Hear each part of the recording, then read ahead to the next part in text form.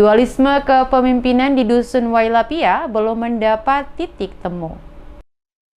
Dualisme kepemimpinan antara Kepala Dusun Wailapia versi Maluku Tengah dan SBB telah menjadi prahara bagi warga Dusun Wailapia yang hingga saat ini belum mendapatkan titik temu untuk kesepakatan bersama, di mana masing-masing pihak memiliki pandangan berbeda mengenai rencana pembangunan jalan lintas seram yang akan dikerjakan melintasi pesisir Tanjung Sial. Rencana pembangunan jalan lintas seram yang akan melalui Tanjung Sial tersebut saat ini telah menimbulkan konflik dualisme kepemimpinan di Dusun Wailapia. Kedua belah pihak bersikukuh pada pendapat masing-masing mengenai rencana pembangunan tersebut. Wailapia versi Maluku Tengah menginginkan pembangunan di luar kampung, sementara Wailapia versi SBB menginginkan jalan lintas seram dibangun di tengah kampung atau dusun. Perbedaan pandangan ini seiring memicu konflik antara kedua kubu, serta menciptakan ketegangan di antara mereka. Kepala Dusun Wailapia Baini menjelaskan bahwa tarik ulur pembangunan jalan lintas seram terhambat oleh perbedaan pendapat dalam dualisme kepemimpinan di Dusun Wailapia.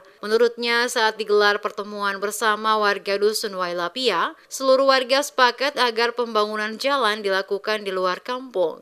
Alasan dibalik pendapat ini adalah agar pekerjaan konstruksi tidak mengganggu aktivitas sehari-hari warga dan memungkinkan pertumbuhan pemukiman di bagian belakang. Sementara itu, Wailapia versi SBB berpendapat bahwa pembangunan jalan lintas seram melalui kampung atau dusun akan memudahkan akses transportasi. Perbedaan pendapat ini tidak hanya sekedar perbedaan pandangan, melainkan seringkali menjadi pemicu perselisihan antar kedua kelompok.